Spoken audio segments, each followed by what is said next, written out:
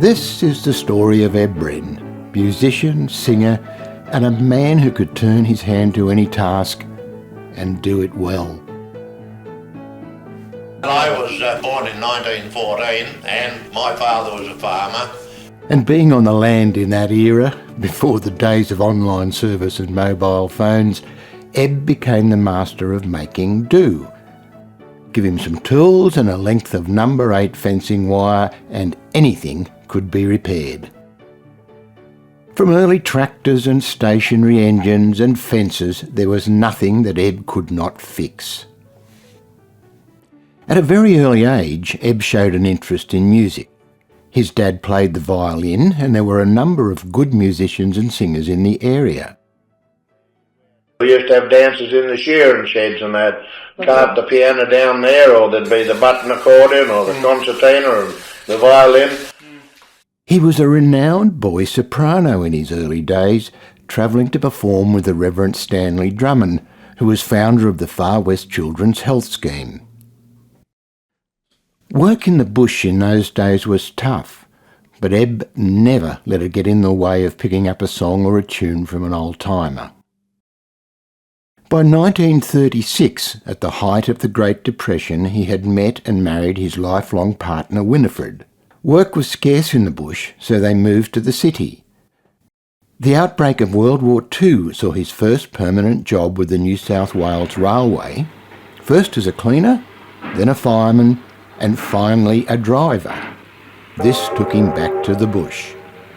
I worked on the railway at Junee in 1940 to 1942 and I fired on the Melbourne Express, or on the diagram as they called it, which included the Melbourne Express, for about 9 months.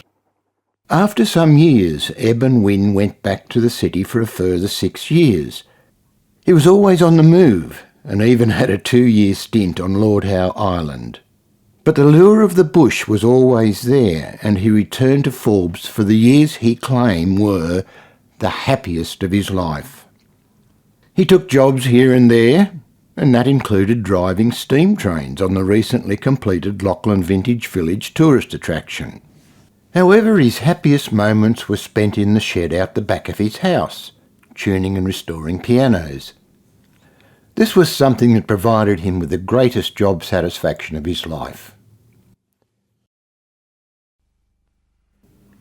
In the late 1980s, when I started recording the songs and stories of the older bush musicians, Ebb was one of the first in my list, and what a treasure he was, and I continued to document his music up until he passed away in 1992. He would amble into my workplace and yell out, "I've got another one for you, Robbie," and within a short time we would have recorded more of his vast repertoire.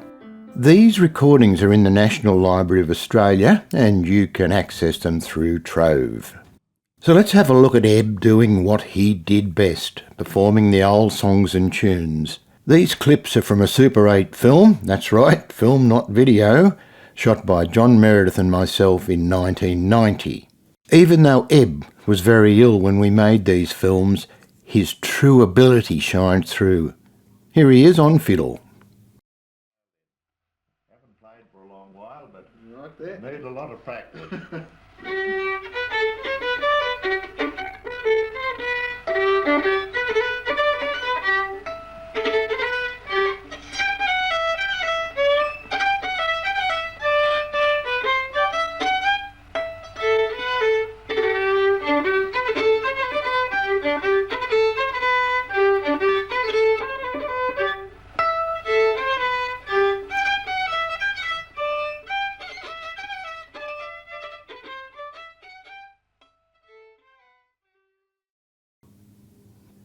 Ebb's ability to remember the words to songs going back to his childhood have preserved a unique and valuable archive of music in the National Library of Australia's folklore collection.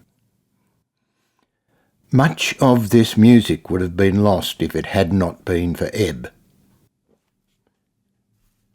This next song came out of the blue when I visited him one day and we started talking about the gold mining days in Forbes. He had learnt this song from his cousin in Ugara, and it is about the Chinese on the goldfields. Have a listen for the use of words we just don't hear anymore in everyday language.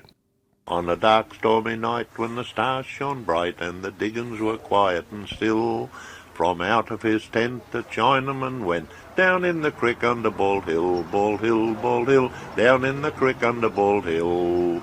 If you come here a-shakin', you'll find you're mistaken, you'll get a good shakin', you will.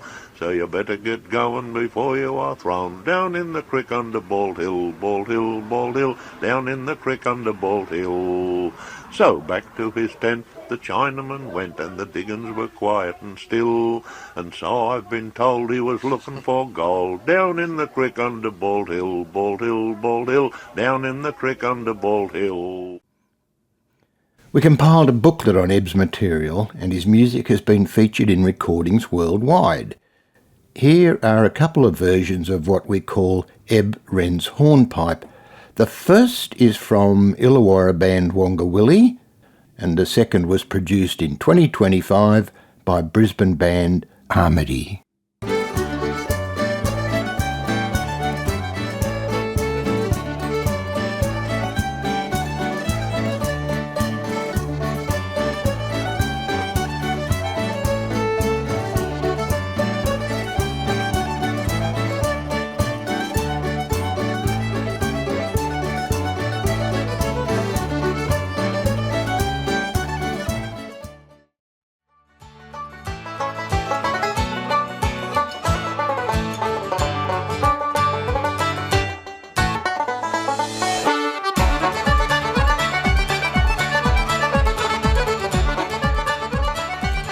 This particular track has had thousands of hits on media platforms.